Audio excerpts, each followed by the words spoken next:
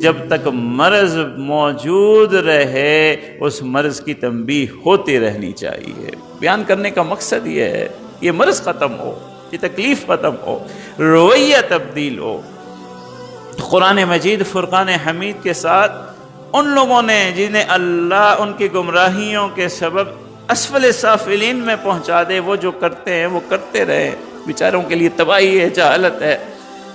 مگر آج ایک لمحے ہم بیٹھ کر کے یہ تو سوچیں کہ قرآن مجید فرقان حمید سے ہمارا تعلق ہونا کیا چاہیے تھا اور آج ہے کیا، کہ اللہ تبارک و تعالی نے ہمیں اس قرآن مجید کا قاری بنایا ہے، اسے پڑھنے والا بنایا ہے، ہمارے سامنے یہ موجود ہے۔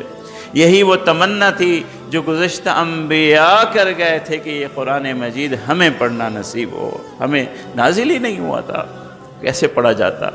تو اللہ کی عظیم نعمت ہے کہ قرآن مجید فرقان حمید آج ہمارے سامنے ہیں، ہم اس کے قاری بنائے گئے، ہمارے لیے یہ نازل ہوا، ہماری ہدایت کے لیے موجود ہے۔ اور اللہ تبارک و تعالیٰ کا پھر مزید انعام یہ ہے کہ اس قرآن مجید پر ایمان لانے والوں میں سے ہمیں کر دیا ہے۔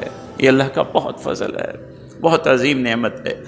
مگر میرے عزیز، ہمیشہ ہمیشہ انسانوں میں ایسے لوگ موجود رہے ہیں، ہمیشہ جو بیچارے گمراہی کی، جیسے قرآن مجید میں اللہ نے بیان فرمایا کہ اللہ نے انسان کو بہت اونچا بنایا ہے، فی احسن تقویم، بہت اچھی تقویم پہ بنایا، جیسی عقل اسے دی، جیسی سمجھ اسے دی، کسی اور مخلوق کو نہیں دی۔ یہاں تک کہ اللہ نے فرمایا فرشتوں کو بھی ایسی سمجھ اور عقل نہیں دی جو اللہ نے انسان کو دی، فی احسن تقویم۔ پھر اگلی ہی آیت میں اللہ فرماتے ہیں رددناہ اسفل سافلین۔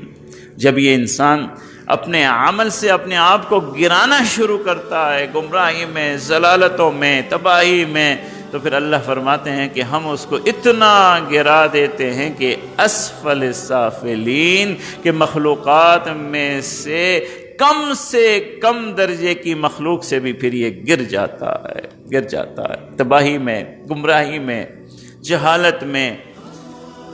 ایسے لوگ ہر زمانے میں موجود رہے، انبیاء کو شہید کر دیا گیا، قاتل انبیاء کے، ایسے لوگ بھی۔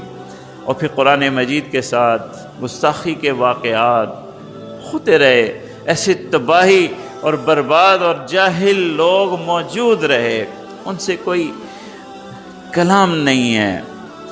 جسے اللہ کہتے ہیں کہ رددناہ اسفل سافلین، جو گر جائے، گمراہیوں میں پڑ جائے، اس سے کلام نہیں ہے۔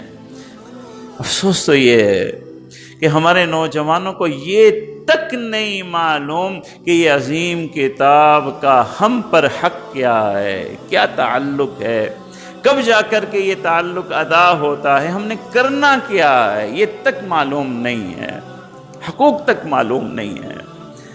میرے عزیز، قرآن مجید فرقان حمید کے ساتھ جو ہمارے معاشرے کا رویہ ہے وہ افسوسناک ہے۔ مفسرین کہتے ہیں قرآن مجید کا حق امتی پر یہ ہے کہ اس کے عمل اس پیرائے میں ہو کہ اس کی اخلاق قرآن مجید کی اخلاق ہو، اس کی گفتار قرآن مجید کی گفتار ہو، اس کا کاروبار قرآن مجید کا کاروبار ہو، زندگی میں اتنا قرآن مجید کے اندر وہ سمویا ہوا ہو کہ زندگی کے ہر مرحلے میں وہ ہدایت کے لیے قرآن مجید کی طرف دیکھتا ہو۔ ہم میں سے کتنے ہیں؟ کون کہہ سکتا ہے کہ میں ہر لمحے، ہر دن، ہر ہفتے، ہر مہینے اپنے زندگی کے معمولات کے لیے، رہنمائی کے لیے قرآن مجید کی طرف دیکھتا ہوں؟ کون ہے؟ حالانکہ قرآن مجید اللہ کیا فرماتے؟ ھدی للمتقین، ہدایت کے لیے ہے، ہدایت کے لیے۔ ہم میں سے کتنے ہدایت لیتے ہیں؟ اور ہدایت کا پہلی سیڑھی تو یہ ہے آپ کو پتہ ہو کہ وہ کہہ کیا رہا ہے، قرآن مجید آپ سے کہہ کیا رہا ہے۔ اکثر آپ کو کہتا ہوں، افسوس کی بات ہے، نوجوان تو چھوڑیے، ہمارے بزرگ بھی، ہمارے اچھی خاصی عمر کو پہنچے ہوئے بھی قرآن مجید کو سمجھتے نہیں ہیں۔